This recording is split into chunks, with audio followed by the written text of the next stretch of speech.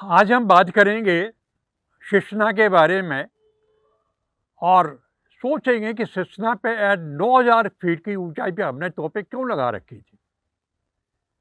हमने तोपें रेला घाट पे 3,000 पे क्यों नहीं लगा दी। हम इतना खच्चर लेके चढ़ाई करके सब कुछ करके वहां 9,000 पे पहुंचे थे, क्यों? और यही नहीं, हमसे ऊपर शिश्ना टॉप पे 4 मद्रास रेजिमेंट लगी हुई थी, इन्फेंट्री की रेजिमेंट थी, वो क्यों बैठे थे वहां। ग्राउंड फैक्टर कितना बड़ा इंपॉर्टेंट होता है, आज हम ये देखेंगे। मैं मेजर कृपाल वर्मा हूं, आर्मी से मैं रिटायर हूं। आर्मी में मैं आर्टिलरी में था। आर्टिलरी का मतलब तोपखाना, तोपची था, और तब तोपची का काम करता था, लेकिन साथ साथ में लिखना पढ़ना भी मेरी आदत थी। मैं बचपन से ही अपना लिखता रहा हूँ, कॉलेज और स्कूल से ही कहानी लिखी, उपन्यास लिखे हैं, बहुत कुछ लिखा है।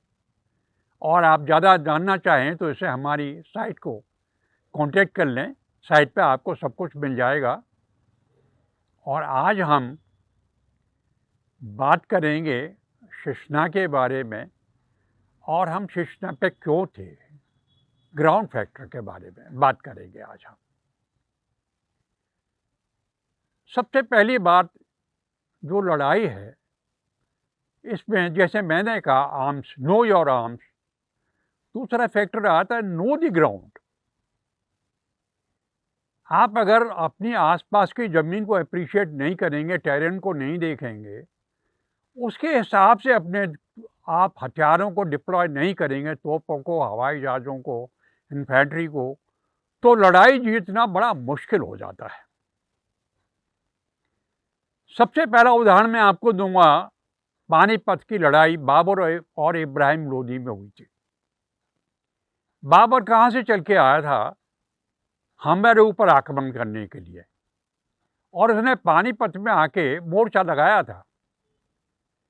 इब्राहिम लोदी को दिल्ली से उठ के जाना था पानीपत और लड़ना था, अपनी जमीन थी, अपना देश था, और इब्राहिम लोदी के पास बहुत बड़ी सेना थी, हाथी थे, घुड़सवार थे, पैदल सेना थी, हर तरह का बंदोबस्त था, and he was in power. Babur के पास ज्यादा बड़ी सेना नहीं थी, सिर्फ एक ही फर्क था, उसके पास तोपें थी।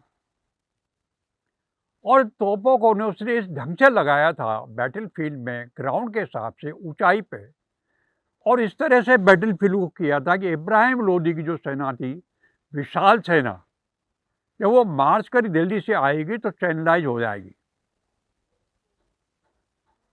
और जब आक्रमण हुआ था, इब्राहिम लोदी ने सबसे पहले हाथियों का आक्रमण किया था तोपों के ऊपर, और उसको उम्मीद थी कि हाथी तोपों को रौंद के रख देंगे।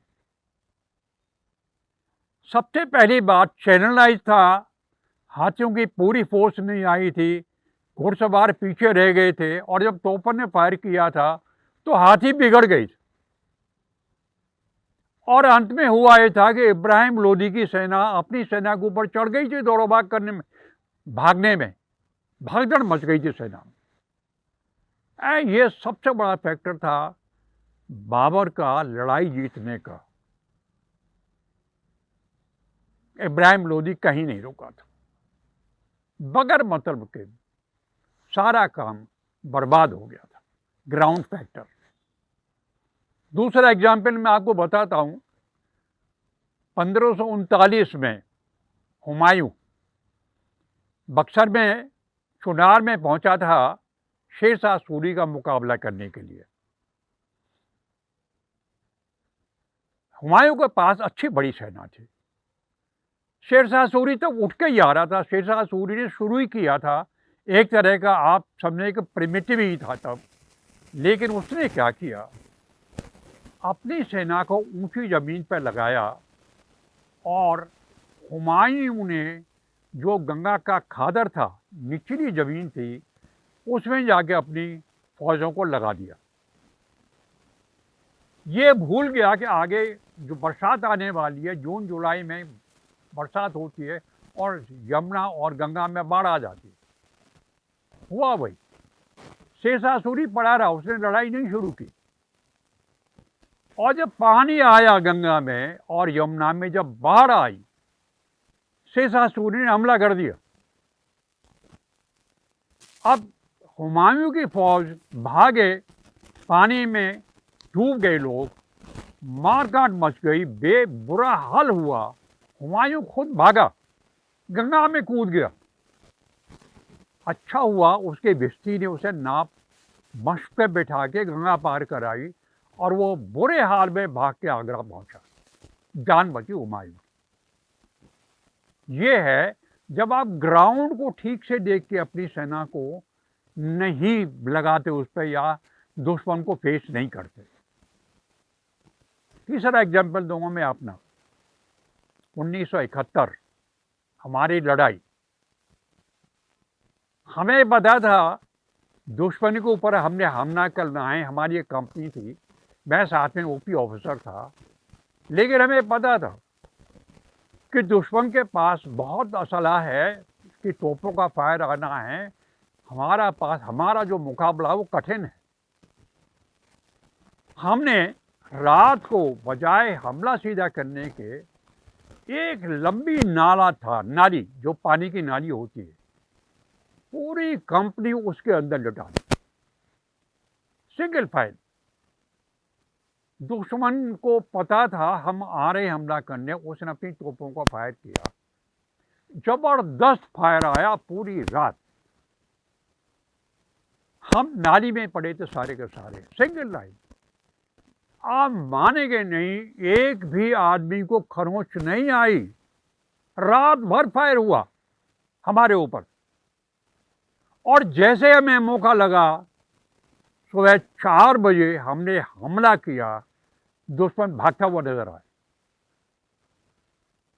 Tactics, use of the ground, सबसे बड़ी बात होती है यूज ऑफ द ग्राउंड। अगर आप कर सकते हैं उसका इस्तेमाल, आधी लड़ाई जीत जाते हैं आप। मदर अर्थ आपकी मदद करती है। आप अगर माँ की गोद में बैठ जाए तो आपको कोई कुछ नहीं कर सकता। फिर कभी कभी एक छोटा सा पत्थर, उसके पीछे आप लेट जाए, आपकी जान बचा देता है। This is use of the ground. और अभी हमारा जो शेषना का मामला था, जहाँ हमारी पलटन लगी हुई थी, अभी तोपखाना लगा हुआ था, बाकी इन्फेंट्री लगी हुई थी, पहाड़ी इलाका था। लॉफ्टी माउंटेन्स मीन्स ऊंची ऊंची पर्वत की श्रेणियाँ थी, कोई 14,000, कोई 8,000, कोई 9,000, इस तरह का था। नीचे महाकाली रिवर बह रही थी। और ये जो कनेक्शन था हमारा, ये जो कैलाश है, कैलाश मानसरोवर से निकल के आती है, उधर से आती है ये महाकाली, और पूरी इंडिया तक आ जाती है, पीलीभीत तक आती है। ये इतनी बड़ी एक्सेस थी कि दुश्मन चाहता he could roll down easily from his position to India. लेकिन अगर हम इस एक्सेस को बंद कर देते और इस पे हम अपनी डिफेंस लगा देते, और कोई रास्ता ही नहीं था जो हिंदुस्तान में पहुंच जाता। इतने बड़े माउंटेन, इतनी बड़ी वैलीज हैं, इतना ऊपर नीचे है कि वहाँ से फोर्स ले जाना इम्पॉसिबल है। इसलिए हमने अपनी जो गन पोजीशन बना रखी थी वो 9,000 के ऊपर थी। सबसे बड़ा फायदा उसका ये था कि गन्स के लिए फील्ड ऑफ फायर फ्री था। हम उस हाइट से, सेस्ना से 360 डिग्री के रेंज में फायर कर सकते थे, कहीं भी फायर कर सकते थे। अगर हम नीचे जाते तो फील्ड ऑफ फायर रुक जाता, हमारा गने फायर ही नहीं कर सकती। सेफ्टी के लिए हमारी अपनी सेफ्टी थी, और जो सेस्ना टॉप था वहाँ इन्फेंट्री की बल्टन लगी हुई थी हमसे आगे। मीन्स हम जो तोपखाना होता है वो इन्फेंट्री की सपोर्ट में होता है। मेन जो बैटल है वो इन्फेंट्री का ही होता है। हम उनको तोपों की मदद देते हैं, फायर फाइट में मदद करते हैं उनकी, ताकि वो लड़ाई जीते। और सब मिलके, it is a team work. इसलिए इन्फेंट्री हमेशा आगे होती है। आर्टिलरी का जो मामला होता है वो रेंज के हिसाब से 5-10 किलोमीटर या 15 किलोमीटर पीछे लगाई जाती है, और लेकिन जो आर्टिलरी का ओपी होता है वो उनके इन्फेंट्री के साथ होता है। इसलिए जो सिसना की संरचना थी वो हमने जो दुश्मन था, दुश्मन की एक ही अप्रोच थी, और वो थी कैलाश मानसरोवर और ये जो महाकाली के साथ साथ थी। इसको हमने वहाँ से सिसना से लेके मीन्स वहाँ से लेके हमने अप टू बरेली, ये पूरा हमारा इलाका था 6 माउंटेन डिवीज़न का, जिसका हमने चप्पा चप्पा हमारी नज़र में था, हमारी जिम्मेदारी में था। सबको इलाका बांटा हुआ था, कौन कहाँ कैसे एक्टिंग करेगा, पूरी बैटल प्लानिंग थी, जिसके हिसाब से वहाँ हम सिसना पे बैठे थे, 4 मद्रास ऊपर बैठी थी, बाकी पलटनें अपनी अपनी जगह लगी हुई थी। मेन हेडक्वार्टर हमारा बरेली में था, ब्रिगेड हेडक्वार्टर हमारा कुसानी में, हल्द्वानी में था, और एक संगठित, एक बिल्कुल ट्रेन फोर्स के हिसाब से, पंच के हिसाब से हमने ग्राउंड को ऑक्यूपाई कर रखा था। This is how you should hold the ground. अगर टैक्टिकल सिचुएशन में गलती हो गई, अगर दुश्मन को कहीं से रास्ता मिल गया, ढूंढ तो लेगा, वो भी कोशिश करता है। हर आदमी अपनी अपनी टैक्टिक हिसाब से अपने, जैसे चाइनीज़ का जो हमने सुना था 62 में जो लड़ाई हुई थी, they attacked in waves and great force, like pushing the enemy backwards. और तब तो हमारा हाल बहुत बुरा था, कोई प्लानिंग नहीं थी, कोई ठीक से डिप्लॉयमेंट नहीं था, हमारी जो लॉजिस्ट थे वो बिल्कुल फेलोर था। लेकिन आज में और 62 में ज़मीन आसमान का फ़र्क था। हम हर तरह से ट्रेन थे, हर तरह से तैयार थे, मोराल हमारा कहीं ऊपर था।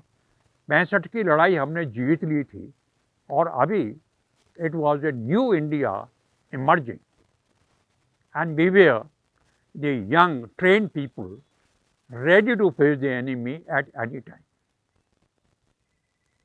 कहानी आपको अभी आज की अच्छी लगी हो तो लाइक करिए, सब्सक्राइब करिए, और अपने दोस्तों के साथ में शेयर करिए। आज के लिए बस इतना ही। धन्यवाद। प्रणाम।